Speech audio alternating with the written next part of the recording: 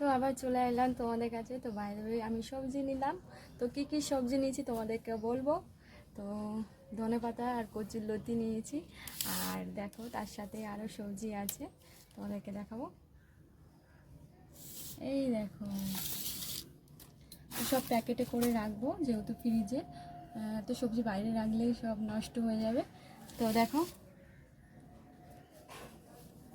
উচ্ছে, টমেটো, কাঁচা লঙ্কা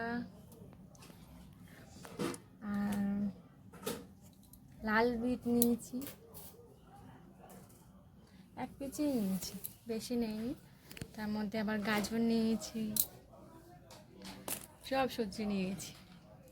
কলমি শাক নিয়েছি, ধুয়ে নিলাম, জল ছিল তো জল যাওয়ার সময় হয়ে গেছে, তাড়াতাড়ি করে ধুয়ে নিলাম। তো দাদাভাই কালকে যায়নি তো বাজারে, শরীরটা ভালো ছিল না, শরীরটা খারাপ ছিল। তো এখান থেকেই নিয়ে নিলাম সবজি।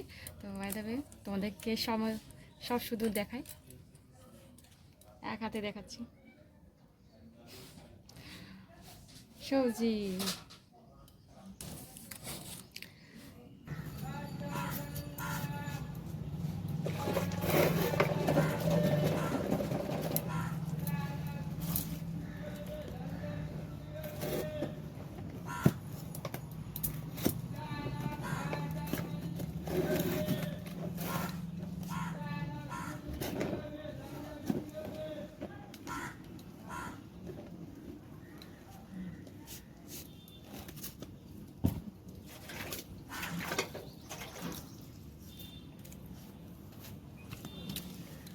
চলে আসলাম মুসুরি ধুতে, যেহেতু মুসুরিটা নোংরা হয়ে গেছে।